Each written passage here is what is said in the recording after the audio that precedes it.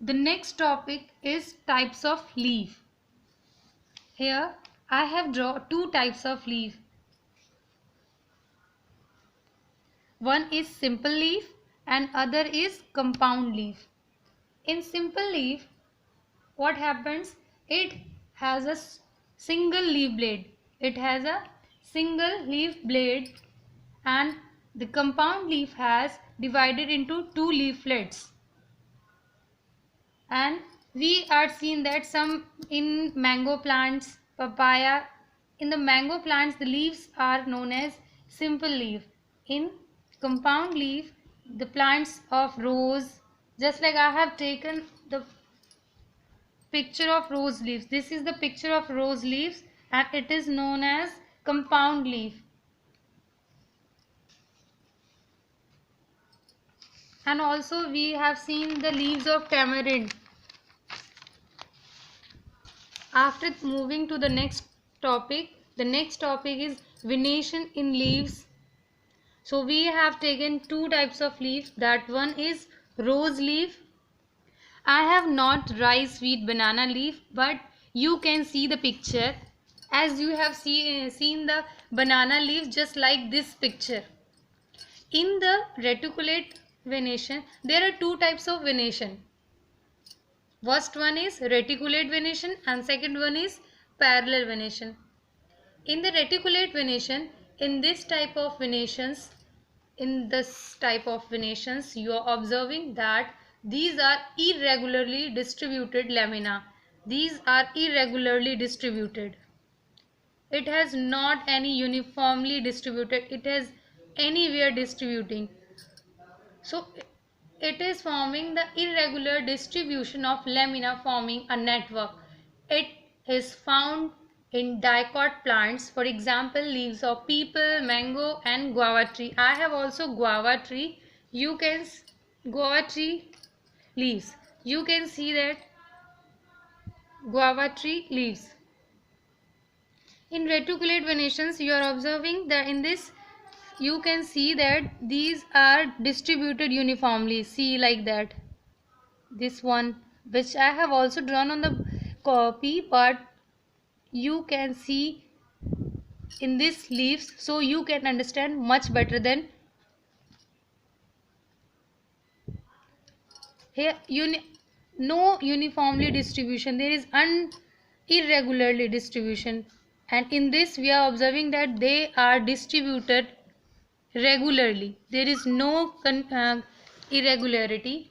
And one more thing, in reticulate venation, I have also rose tree leaves, rose plant leaves, and that is you can see that a large of branches are present and these are irregularly distributed. The next one is parallel venation.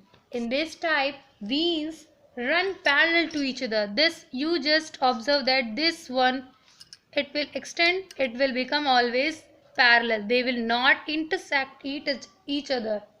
This type of venation is found in monocot plants. For example, leaves of banana, maize, wheat, rice, banana, etc.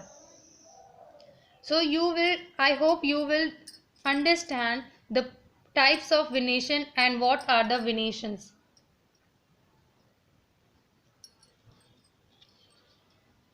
After that, we have to study about the functions of leaf.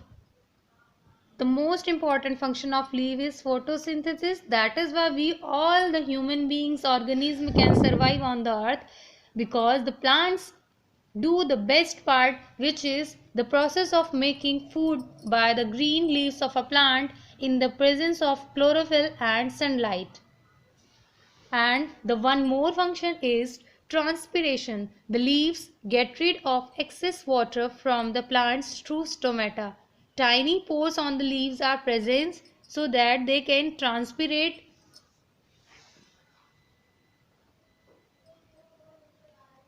In the loss of excess of water in the form of water vapors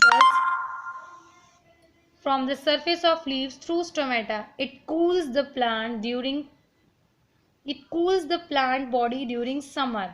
Transpiration causes suction force which allows the plants to absorb the water minerals by its roots. They absorb the water, and transpiration helps to absorb the water. The next point is respiration. At night, when there is no photosynthesis, leaves breathe in oxygen and breathe out carbon dioxide. The most important thing, some students and someone always confuse that what the plants are taking, which gas they are taking and which gas they are releasing. But you should understand, at night the leaves breathe in oxygen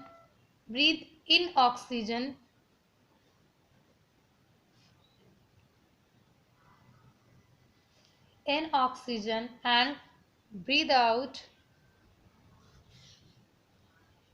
carbon dioxide through stomata. They are performing all these activities through the stomata present on the surface of leaves.